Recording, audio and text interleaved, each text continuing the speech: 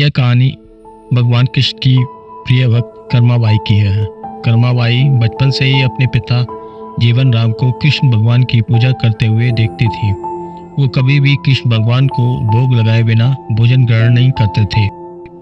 जब कर्माबाई 13 साल की थी तब एक दिन जीवन राम को पुष्कर की तीर्थ यात्रा पर जाने की इच्छा हुई। साथ में उनकी पत्नी ने भी पुष्कर स्नान की इच्छा प्रकट की। जीवन राम अपनी बेटी को भी ले जाना चाहते थे, लेकिन दुविधा ये थी कि अगर वे सब घर से बाहर गए तो श्री कृष्ण भगवान को भोग कौन लगाएगा।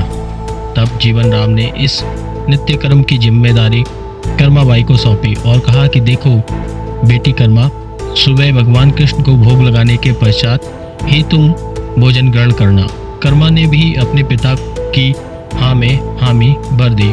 अगले दिन सुबह कर्माबाई ने उठकर सबसे पहले गुड़ और घी डाल के बाजरे की खिचड़ी बनाई और भगवान कृष्ण की मूर्ति के सामने रख दी और बोली, भगवान मैंने आपका भोग रख दिया है, आपको जब भूख लगे तब खा लेना, तब तक मैं घर के काम पूरे कर लेती हूँ। इतना कहकर कर्मा अपने घर के कामों में जुट गई। काम करते करते बीच में आकर देखने पर जब कर्मा को ज्ञात हुआ कि भगवान ने अभी तक खिचड़ी नहीं खाई है, तब उसे संदेह हुआ कि शायद खिचड़ी में घी और गुड़ कम है, इसलिए भगवान कृष्ण भोजन ग्रहण नहीं कर रहे हैं। तभी कर्माबाई ने खिचड़ी में थोड़ा गुड़ और घी मिलाया और मूर्ति के सामने बैठ गई।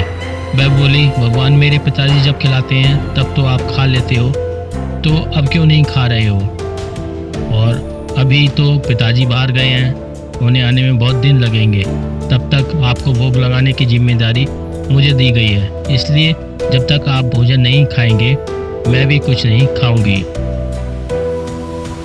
इस तरह जिद पर अड़ी नन्ही कर्मा की बातों से कृष्ण भगवान का सिंहासन ढोल गया और फिर मूर्ति से आवाज आई, बेटी कर्मा, तुमने पर्दा तो किया ही नहीं, तो मैं भोजन कैसे करूं? तब कर्माबाई ने मूर्ति के आगे अपनी चुनरी का पर्दा किया और कुछ ही समय में कृष्ण मूर्ति के सामने रखी खिचड़ी की थाली खाली हो गई। अब कर्मा रोज सुबह पहले कृष्ण को बाजरे की खिचड़ी खिलाती और बाद में भोजन ग्रहण करती। कुछ दिनों बाद घर लौटने पर कर्मा के माँ बाप भी कृष्ण की लीला देखकर दंग रह गए। इस तरह कर्माबाई ईश्वर कृष्ण की असीम भक्त बन गई। अपने जीवन के अंतिम दिनों में कर्माबाई भगवान जगन्नाथ की नगरी जगन्नाथपुरी में एक कुटिया में बस गई थी। वहाँ एक दिन कर्माबाई की कुटिया के सामने एक तेजस्वी कांति वाला बालक आया और उसने कर्माबाई से कहा, माँ खाना दो, मुझे भूख लगी है। उस वक्त कर्मा अपने भगवान कान्हा को खिचड़ी का भोग लगा रही थी। कर्मा ने उस बालक को भी खिचड़ी खिलाई। उसके बाद से वह बालक हर रोज कर्मा के हाथ की खिचड़ी खाने आने लगा। यह सिलसिला कई वर्षों तक चलता रहा। वह बालक कोई और नहीं, स्वयं जगन्नाथ भगवान थे, क्योंकि जिस दिन कर्माबाई का देहांत हो गया उस दिन जगन्नाथ भगवान की मूर्ति की आंखों से आंसू बह रहे थे और उसी रात मंदिर के पुजारी के स्वप्न में जगन्नाथ भगवान आए और अपने दुखी होने का कारण बताया कि उनकी परम प्रिय भक्त कर्माबाई गोलोक सिधार गई है। मैं रोज सुबह उसके हाथ की खिचड़ी खाता था, अब मुझे खिचड़ी कौन खिलाएगा? अगले दिन से मंदिर के पुजारियों ने निर्णय लिया, भगवान को रोज बाजरे की खिचड़ी का भोग लगेगा और उस भोग का नाम दिया गया कर्माबाई की खिचड़ी।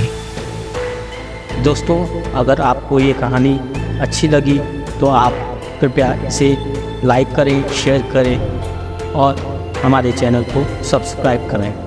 धन्यवाद। आपका दिन शुभ हो।